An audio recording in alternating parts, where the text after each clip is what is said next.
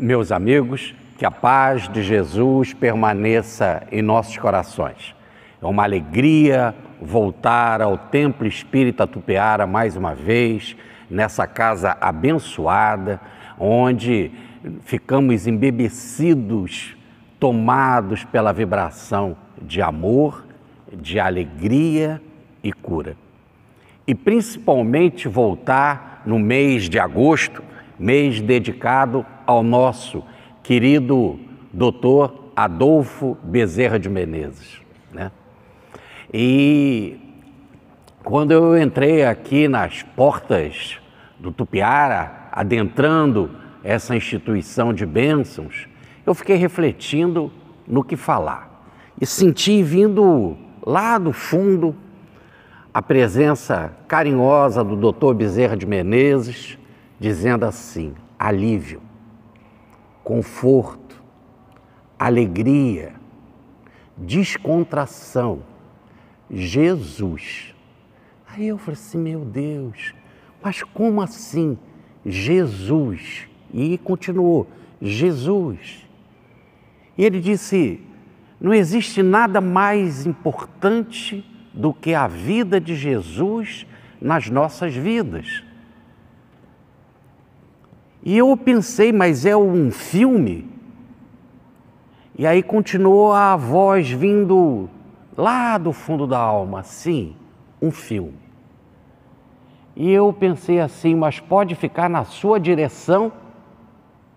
Ele, então vamos contar o que sentimos de Jesus. Aí eu silenciei e comecei a ver as letrinhas subindo e mais em cima, numa letra amarela e no fundo do lago da Galileia, a seguinte frase: história baseada em fatos reais. E vem um cenário maravilhoso de Jesus entrando pelo deserto, se aproximando do Rio Jordão. As águas serenas passando, um homem em atitude viril, de barba, vestido com pele de camelo, um cinto cingindo a cintura e apontando para dois jovens que dizia: eis ali o Cordeiro de Deus. Era João Batista apontando para Jesus. Os dois jovens, discípulos de João, um chamava André, o outro João Evangelista, atravessam o rio, se aproximam de Jesus e diz assim: mestre, aonde moras? E ele disse: vinde e vede. E eles passaram aquela noite conversando com Jesus. No outro dia, quando o sol nasceu, André vai procurar o seu irmão Simão Pedro e João, o seu irmão Tiago.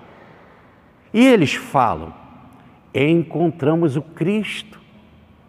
E Pedro tem a sua primeira reação, mas o Cristo? Sim. E diz André: vem e vede. E Simão se aproxima de Jesus. E Jesus diz assim: Simão, filho de Jonas, Simão Bar Jonas, és pedra, és Kefa, és Cefa. E aí começa a surgir o apostolado de Jesus, os seus primeiros seguidores: André, João, Tiago, Simão Pedro, depois chegou Filipe, Natanael. Jesus passou pela coletoria dos impostos e disse: vem Levi, e Levi veio, agora com o nome de Mateus, que quer dizer o presente de Deus. O apostolado se forma e Jesus reúne a todos eles num dia maravilhoso, um dos dias mais alegres do Evangelho, numa festa de casamento em Caná da Galileia. Jesus estava ali com os seus amigos e a sua mãe, a Maria tão querida, estava na festa também. Todo o Evangelho começa numa festa, e uma festa de casamento, uma festa que une numa aliança incrível, o céu e a terra. Era um momento de alegria, e a terra, mostrando as suas carências, deixa transparecer a alma sensível de Maria que o vinho acabou. E ela diz: meu filho, não tem vinho? E ele fala: mãe, ainda não chegou a minha hora. Mas ela é mãe, né? Sabe da necessidade mais profunda dos filhos. E ela diz para os servos: fazei tudo quanto ele vos disser.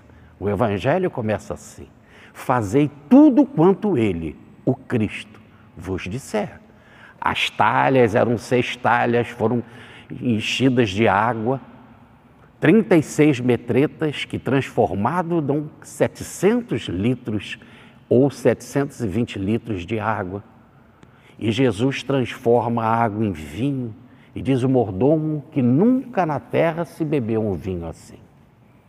Era um vinho diferente, vigoroso, um vinho que alimenta, que consola, que conforta, que regenera, que purifica, que eleva, que transforma. E diante daquele cenário deslumbrante e de todos admirados diante do que se via, é lógico que o Evangelho havia começado. A fama de Jesus começa a percorrer pela Galileia, uma região abundante de jardins. Aliás, a própria palavra Galileia quer dizer jardim, jardim fechado de beleza, de harmonia, de alegria, de festa. E a fama dele percorrendo, quando ele chega em Cafarnaum, aonde tinha a casa de Simão Pedro, e a palavra quer dizer terra do Senhor, terra do Consolador, terra do conforto, muitos começaram a trazer os seus doentes a se acercar de Jesus. E ali na beira do lago abençoado de Nazaré, o lago abençoado do Tiberíades, diante daquela harmonia incrível, eram tantas pessoas cercando Jesus que não havia a possibilidade dos mais distantes vê-lo. E ele queria falar com a multidão, mas eles envolviam o mestre ali nas terras brancas e claras do lago, que ele fala para Pedro: vamos ao barco, Pedro. Coloque o barco mais distante do lago. E começa então a sua mensagem no imenso teatro.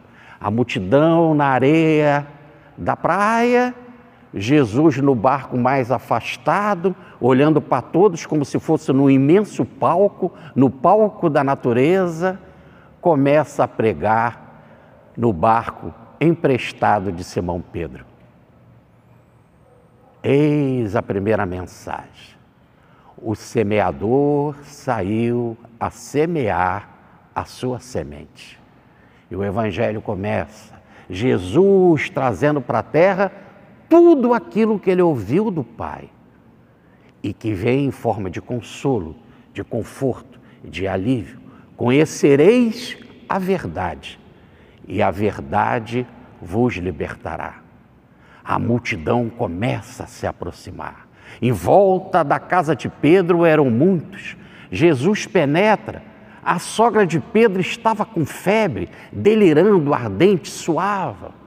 E o Cristo passa, só passando e olhando para ela, fica imediatamente curada, aliviada. E diz o texto que ela levanta para trabalhar, para servir Jesus e os seus amigos. Agora não era só o barco de Pedro que servia para Jesus pregar. Agora a casa de Pedro era o quartel-general para que Jesus atendesse a multidão.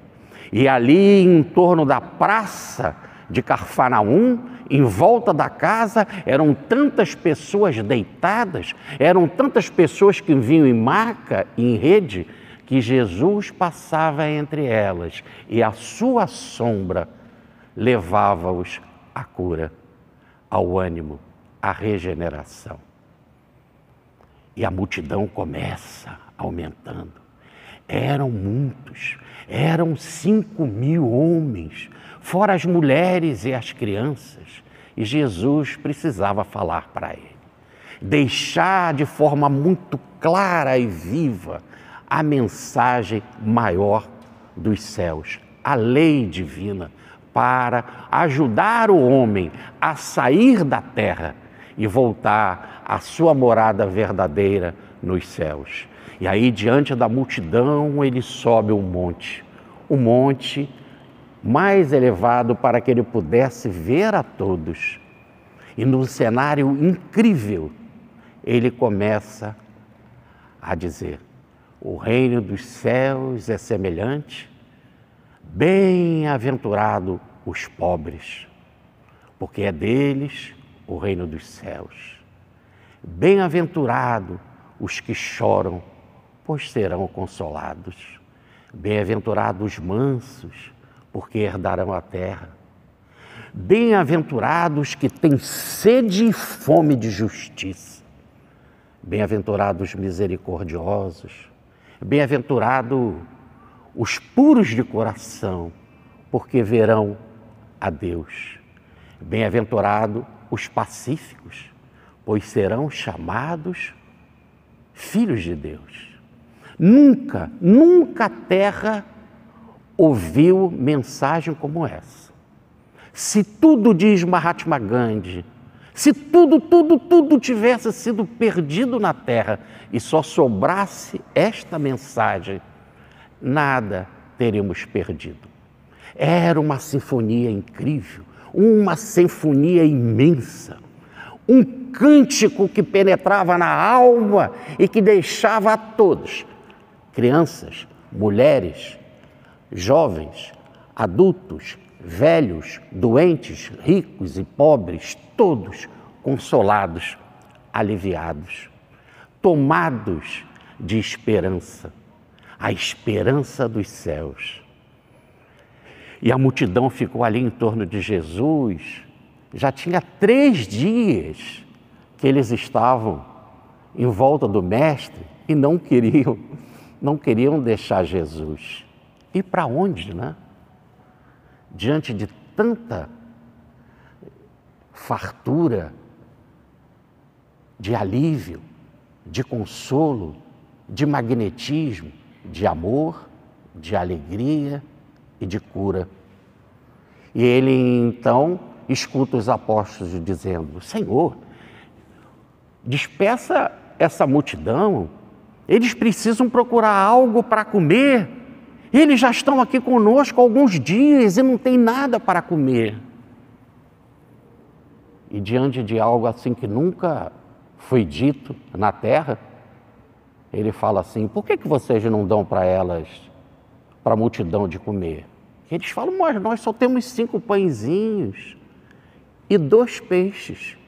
E temos nós, Senhor. E ele disse assim: me traga aqui os pães, os peixes. E pediu para que a multidão se sentasse. Eram 5.000 homens, fora as mulheres e as crianças, em grupos de 50, em grupos de 100. E os pães começaram a se multiplicar. Os peixes começaram a se multiplicar. E os apóstolos começaram a servir. Jesus passava para os apóstolos para a multidão. E depois que eles comeram, e diz o texto, se fartaram, Jesus disse: recolhei tudo, para que nada seja desperdiçado. E ainda sobraram 12 cestos de pescadores. Era uma abundância incrível. E ele precisava agora levar para a multidão a palavra viva, para que eles agora se alimentassem do pão vivo dos céus. E aí ele sobe a montanha. A multidão começa a dispersar. Os apóstolos pegam um barquinho e atravessam um lago e vão em direção a outra margem. E Jesus sobe um monte para orar. Passou a noite orando. E um grupo de pessoas mais interessadas ficaram tomando conta do barco de Jesus. Não subiram o monte para orar, mas é bom ficar perto do barco de uma pessoa que multiplica pães e peixes, porque nunca mais teremos fome. Ficaram tomando conta do barco, mas Jesus resolveu fazer o outro caminho. E descendo do monte, ainda escuro, antes do sol nascer, começa a atravessar o lago. E chegando na outra margem, se encontra com os apóstolos. E os homens ficam ali esperando, tomando conta do barco de Jesus, e Jesus não aparece. O que houve? Procuram, sobem um monte, não encontram Jesus, resolvem atravessar o lago e se deparam com Jesus conversando com os seus discípulos. E eles falam: Senhor, como chegastes aqui, como atravessastes o lago? Antes de Jesus responder, eles logo perguntam sobre o café da manhã, né? Queremos pão, Senhor. E Jesus dá um passo para frente e diz assim: eu sou o pão vivo que desceu dos céus. E eles dão um passo para trás dizendo assim: mas como? Nós vamos te comer? És louco? E foram embora. E deixaram Jesus, não compreenderam. E os apóstolos ficam estarrecidos. E Jesus olha para os apóstolos e diz assim: vocês também vão me deixar? E Pedro, tomando a palavra, em nome do grupo, se aproxima de Jesus e diz: Senhor, para onde nós vamos se tu tens a palavra de vida? Para onde, Senhor? Ali foi compreendido que Jesus é verdadeiramente o pão vivo que desceu dos céus. Por isso que quando Francisco de Assis orava o Pai Nosso, naquela passagem que diz: o pão nosso de cada dia nos dai hoje, Francisco orava assim: o pão nosso que é teu filho nos dai hoje.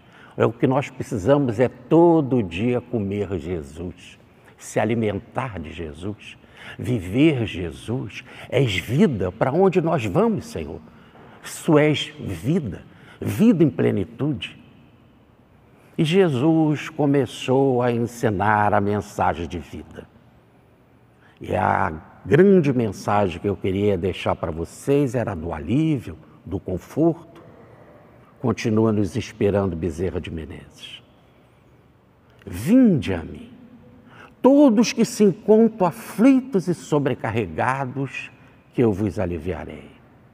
Tomai sobre vós o meu jugo e aprendei de mim, que sou manso e humilde de coração, e encontrarei repouso para as vossas almas.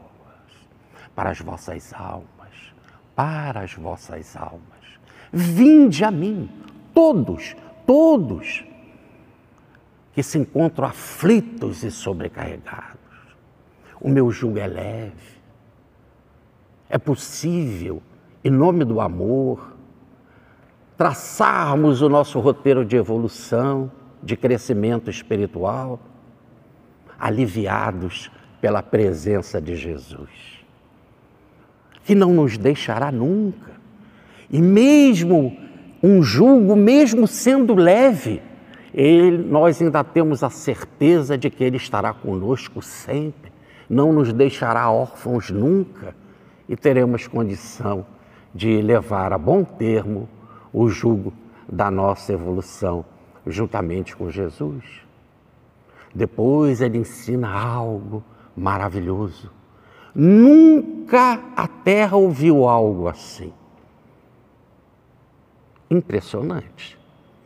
Eu já não vos chamo de servos, e sim de amigos, porque o servo não sabe o que o seu senhor faz, mas o amigo sabe. Colocar a vida à disposição do amigo. Agora é impressionante. Ele quer ser nosso amigo. Ele não quer ser chamado de Senhor. Ele não quer que a gente seja servo dele. Ele quer que a gente seja amigo dele. Ele é nosso amigo. É impressionante quando Judas veio dar um beijo nele. Ele diz: amigo, a que viestes? E não interpretemos que ele estivesse usando de ironia. Era amigo, é amigo sempre. E com um amigo de uma intimidade incrível, porque podemos falar com ele a hora que a gente quiser e o que quiser. Diante do nosso Senhor, diante do nosso patrão, diante do nosso chefe, nós não temos autoridade para falar o que a gente quer e a hora que a gente quiser. E quanto a gente quiser. Mas ele é amigo. E está à nossa disposição, sempre, sempre. Depois veio uma outra mensagem incrível, nessa síntese maravilhosa dos quadros incríveis que ele deixou no cenário abençoado de Israel. Quando trouxeram uma mulher para ser apedrejada, e ele disse: atira a primeira pedra quem tiver sem pecado. E tranquilamente, num cenário bucólico, escrevia com um dedo no chão uma mensagem incrível: amar a Deus, amar o próximo. E daqui a pouco ele olha, só está a mulher ali, ajoelhada diante dele. E ele pergunta: cadê aqueles homens que queriam te condenar? Ela diz: foram embora, dos mais velhos primeiro, até os mais novos. E Jesus falou para ela: mulher, eu também não te condeno. É anunciado algo incrível naquele momento, a mensagem do perdão, do se doar plenamente, perdonare, se doar sempre. E quantas vezes, perguntam os apóstolos, e ele diz 70 vezes 7, sempre, não há limite. Nunca, nunca Deus nos abandona. Como nós podemos abandonar o nosso próximo se o amor a Deus e ao próximo resume uma só lei? Então, ama sempre, perdoa sempre. Inclusive dentro da própria casa, porque os apóstolos indagaram, mas Moisés permitiu a lei do divórcio. E ele fala: Moisés permitiu por causa da dureza dos vossos corações, mas no princípio não era assim. Então, amar sempre, perdoar sempre, compreender sempre. E ele continua a sua jornada agora rumo a Jerusalém. Os apóstolos estavam reunidos e ele pergunta num momento incrível: o que os homens falam de mim? Aí cada um dá uma opinião. Uns acham que tu és Elias, outros acham que você é João Batista de volta, outros pensam que você é Jeremias. E Jesus vira-se para eles e diz: e o que vocês pensam de mim? E mais uma vez Pedro levanta, o grande Pedro, e diz: Senhor, tu és o Cristo, o Filho de Deus. E ele diz: mas se eu sou o Cristo, o que falam as Escrituras do Cristo? E eles dizem: que o Cristo deveria ir para Jerusalém, que o Cristo seria lá traído por um dos seus amigos, que ele seria entregue na mão das autoridades, que ele seria crucificado, morto. E Jesus complementa: e ressuscitaria. mas eles não entendiam o que era ressurreição. Então Jesus fala, então levantemos, se é a vontade das Escrituras, e se as Escrituras não podem falhar, levantemos, vamos para Jerusalém. E Pedro segura ele e diz, mas Senhor, não vamos para Jerusalém, Senhor. Lá é traição, é morte, é crucificação. Não. E ele diz, Simão Pedro, vai atrás de mim, me obedece, compreende que esse pensamento é de adversidade diante das Escrituras. Cumpramos a vontade de Deus, que seja feita a vontade dEle. E eles caminham para Jerusalém.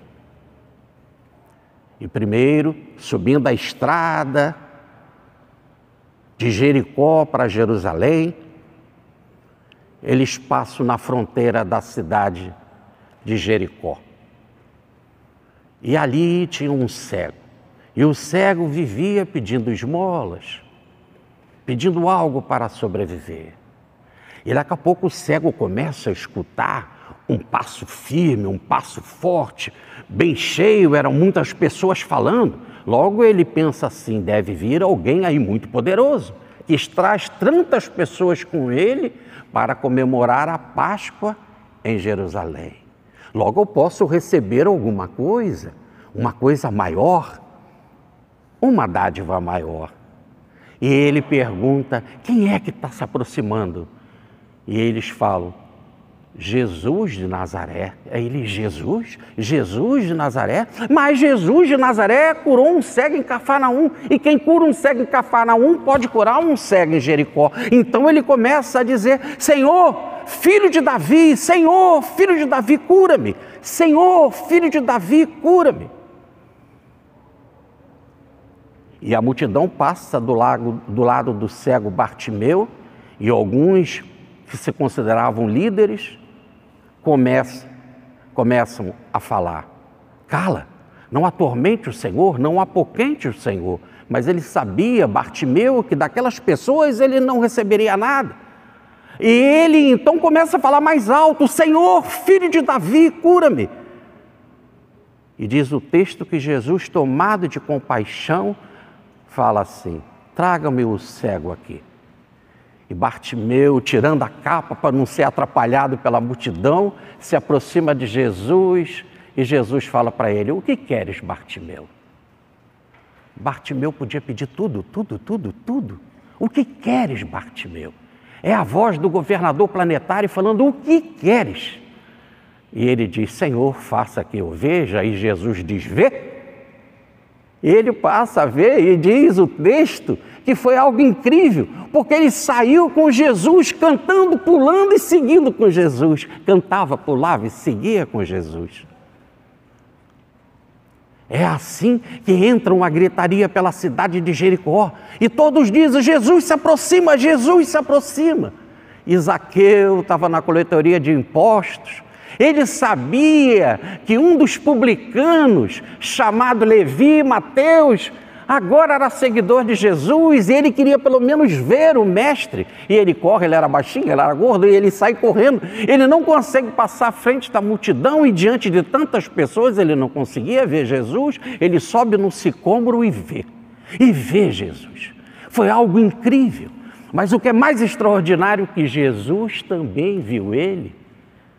E Jesus começa a vir na direção de Zaqueu, ele fica magnetizado, hipnotizado, paralisado. E Jesus vem em direção dele e diz, Zaqueu, desça depressa, porque hoje é necessário eu me hospedar em sua casa. Ele caiu como um figo maduro. Puf! E preparou a residência para o mestre. E disse, Senhor, aqueles que eu prejudico, eu dou 4 vezes mais. Se eu causei algum dano, também, Senhor. Então o mestre diz, bem-aventurado és tu, Zaqueu. Bem-aventurado és tu, porque hoje a salvação, Jesus quer dizer salvação. Hoje a salvação entrou na sua casa. Imagine, é a reflexão do nosso querido Bezerra de Menezes. Imagine Jesus na sua casa. Imagine, bem-aventurado, estou na sua casa. E segue para Jerusalém. E chegando às portas de Jerusalém, Jesus pega um jumentinho, filho de jumenta, muito mansinho, sobe no animal e entra em paz em Jerusalém. Olhando do alto, ele vê o casario, a multidão se movimentando para a festa da Páscoa. Muita gente. A cidade de 120 mil habitantes chegava a ter 2 milhões de pessoas na festividade. E Jesus olha do alto, descendo o monte, mansamente, num jumentinho, filho de jumenta, e diz assim: Jerusalém, Jerusalém, Jerusalém, Jerusalém, quantas vezes eu quis reunir os teus filhos, como uma galinha reúne os seus pintainhos debaixo de suas asas. Jesus quis, Jerusalém não quis, e o livre-arbítrio é inviolável. E ele desce, e a multidão espera Jesus, e colocam tapetes e ramos, e ele passa, e todos começam a louvar: Hosanas ao filho de Davi, Hosanas ao filho de Davi. E muitas autoridades falam: Senhor, façam com que eles calem, Senhor. E ele diz: se eles se calarem, as pedras gritarão. Esse é um momento incrível da mudança de direção planetária. Nada, absolutamente nada, pode impedir que Jesus reine. E numa sexta-feira, logo depois desse domingo de festa de Hosanas, numa quinta à noite, ele é preso. De madrugada, quando o sol nasce, ele é julgado por autoridades judaicas, que levam ele até a autoridade romana, no prefeito Pôncio Pilatos, que não vê nada que poderia acusá-lo. Ele, inclusive, diz: eis o homem, não há nada de errado nele, mas eles começam a gritar: crucifica-o, crucifica-o, crucifica-o.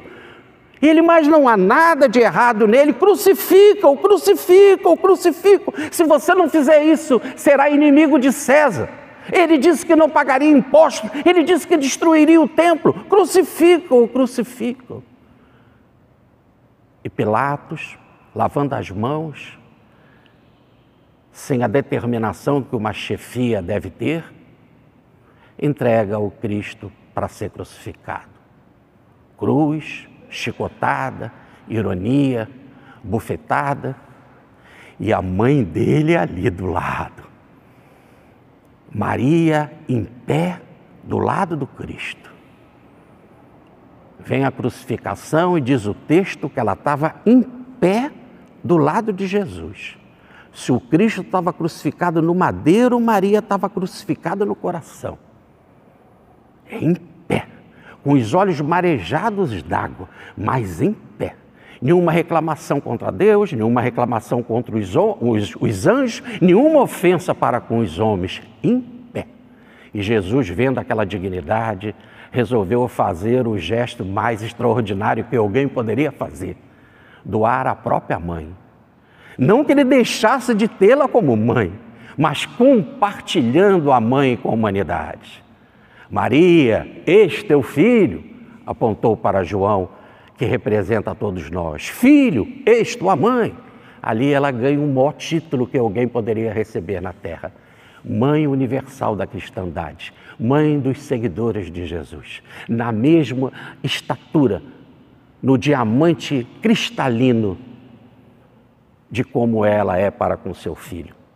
Termos agora a noção de que ela cuida de nós, que ela nos ama, que ela nos venera, tanto quanto a Jesus. Pensaram nisso? Jesus na sua casa e Maria como sua mãe? Nesse cenário, ele fala as palavras derradeiras. Pai, perdoa, eles não sabem o que fazem. E mostrando uma confiança inabalável, diz: nas tuas mãos eu entrego o meu espírito. O sol se fecha, o vento chega, os raios, os trovões, a multidão sai meio aqui em alvoroço, mas ali havia um homem rico, saduceu, amigo de Jesus e discípulo às escondidas, José de Arimateia. E ele procura Pilatos, pede o corpo de Jesus, é concedido, dada a estatura dele, de José de Arimateia, e o Cristo é colocado num túmulo virgem cavado na pedra. Uma pedra rola, é selada, e ele está ali agora depositado num túmulo. Diante desse cenário, Madalena se aproxima. No domingo, bem cedo, antes do sol nascer. É impressionante. No domingo, bem cedo, antes do sol nascer. Ela traz essências para ungir o corpo de Jesus. E ela se aproximando, vê a pedra aberta, olha no túmulo e não vê Jesus, e ela começa aflita a dizer: aonde botar o corpo do meu mestre? Aonde botar o corpo do meu libertador? Aonde botar o corpo do meu amigo? Eu só tive um amigo que foi Jesus. Aonde? E ela senta para chorar numa pedra. E no momento mais lindo da história, ele aparece para ela e diz: Maria. Ela olha, quer abraçá-lo, quer apertá-lo pelas pernas. E ele diz, dando um passo atrás: mulher, não me toques. Eu ainda não fui para o meu pai, agora você é detentora de algo que ninguém tem. Que túmulo nenhum foi suficientemente grande e forte para prender o espírito imortal, que liberta, canta e vibra. Avisa para todos: ressuscitei, ressuscitei, ressuscitei.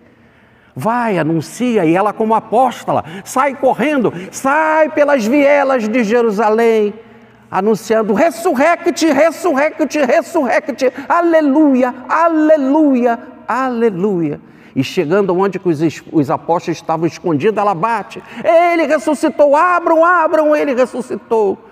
E ela escuta uma voz meia desesperada no fundo da sala: mas ele ressuscitou e apareceu para você, logo para você.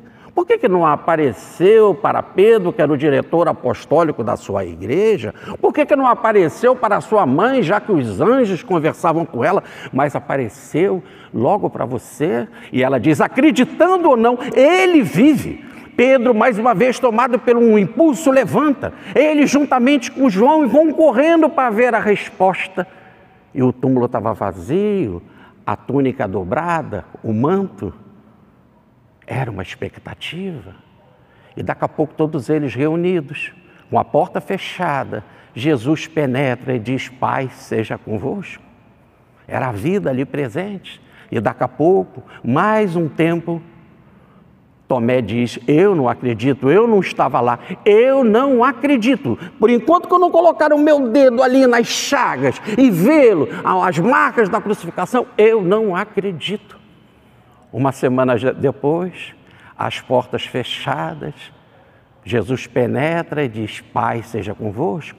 Coloca a sua mão aqui, Tomé, e vede que eu sou eu mesmo, porque um fantasma não tem carne e ossos, como eu tenho.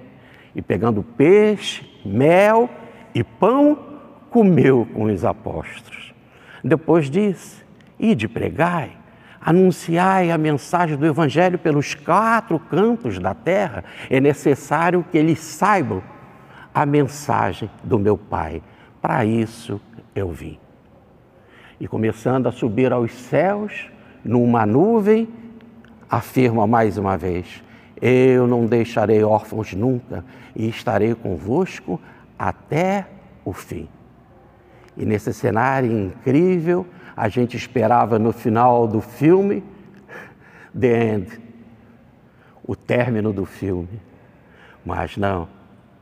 É como se num documentário, o querido Dr. Bezerra aparece e diz assim: não, a história não tem fim. Até hoje ele está conosco. E até hoje ele conta a sua história porta dentro do nosso coração. O nosso coração tem que ser uma grande Galileia. O nosso coração tem que estar aberto para a transformação em nós mesmos, como Jesus. Como diz o seu grande apóstolo: já não sou eu mais que vivo, é Cristo que vive em mim. Para mim, viver é Cristo. Dizem que houve no Oriente um ser outrora que, sendo espiritual, fez-se homem, embora, e entre os grandes de então das leis, os sábios, sem consultar os falsos alfarrábios, foi mestre, sendo humilde nazareno, concentração astral que a ciência encerra. Ele desceu iluminando a terra e a fé pregando, a fé que nos consola.